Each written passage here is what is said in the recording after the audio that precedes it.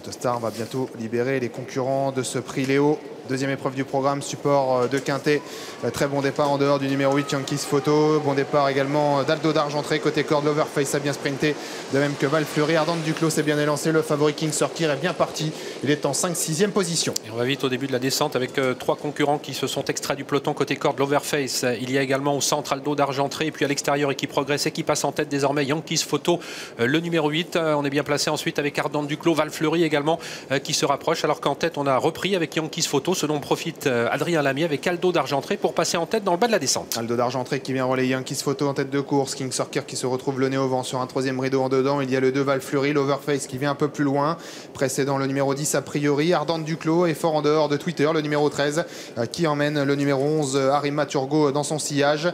Avec Aria de Joute qui est au sein du peloton à l'arrière-garde. Verrazzano Bridge muni de son numéro 9 qui patiente parmi les derniers, de même que Very First. King Sorkir, le favori qui rejoint maintenant à la mi-course le numéro 6 Aldo d'Argentré. Ses concurrents qui sont suivis toujours par Yankees Photo avec également Twitter. Val Fleury se rapproche à l'extérieur.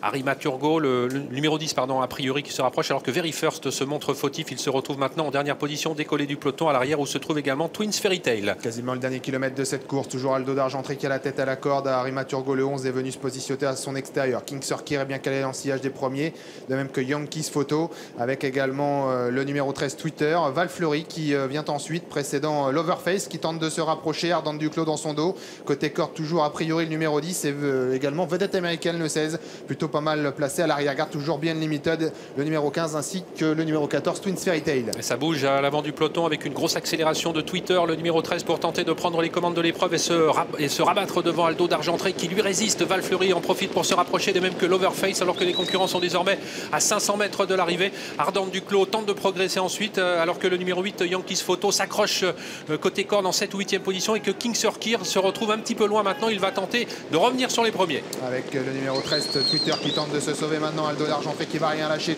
L'Overface, le numéro 1 qui tente de bien conclure avec également côté corde Val Fleury qui joue encore les places, alors que King Sorkir va certainement bien conclure avec Twitter qui a toujours l'avantage, mais on revient sur lui avec Aldo d'Argentré. On termine de mieux en mieux avec l'Overface, Ardente Duclos qui cherche l'ouverture et King Sorkir de plus en plus fort. Faute d'Aldo d'Argentré, c'est l'Overface qui prend l'avantage, mais Ardente Duclos termine de mieux en mieux. Ardente Duclos le 4 qui va s'imposer. King Sorkir est deuxième.